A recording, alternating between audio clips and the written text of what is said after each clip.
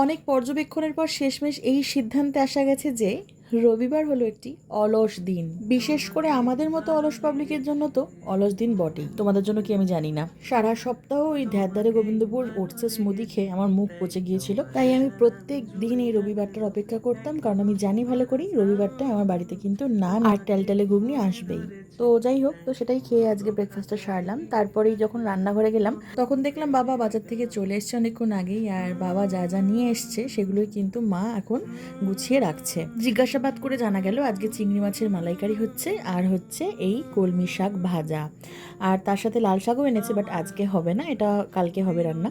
তো যাই হোক, এই হচ্ছে আজকে আমাদের মেনিউ রবিবারের। বাবা বাজার থেকে আসার পর মায়ের প্রথম কাজ হচ্ছে মাছগুলো গুছিয়ে রাখা, তারপর রান্না বসানো। দেখো ভাত বসিয়ে দিয়েছে, কিন্তু মানে আগে হচ্ছে বাজারগুলোকে ঠিক করে রাখা, তারপর রান্না টুকটুক করে বসানো। এখানে দেখো পোস্ত, চারমগজ, কাজু, কিশমিশ সব আছে। অবশ্যই এগুলো চিংড়ি মাছের মালাইকারির জন্য। আর রয়েছে হচ্ছে দুধ হিসেবে আমুল স্প্রে। নারকেলের দুধ আনতে বলতে ভুলে গেছে মা বাবাকে, যখন বাজারে ছিল তখন একদম মাথায় ছিল না, তো সেই জন্য কিন্তু আমুল স্প্রে দিয়েই হবে। আর ট্রাস্ট মি, আমুল স্প্রে দিয়ে প্রত্যেকবার মা বানায়, যেহেতু নারকেলের দুধটা সবসময় মনে থাকে না মায়ের।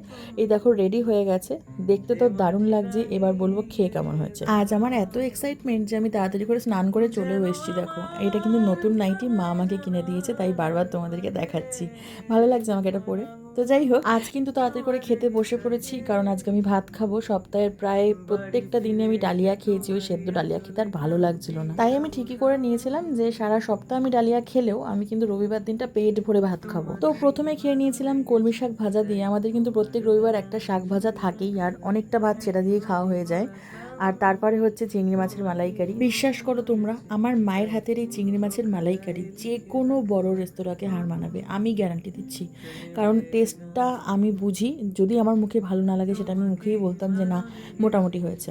তো খাওয়া দাওয়া কমপ্লিট করে বাইরে এসে দেখি প্রচণ্ড পরিমাণে বৃষ্টি পড়ছে, এদিকে বাইরে বাবার গাড়িটাও রয়ে গেছে।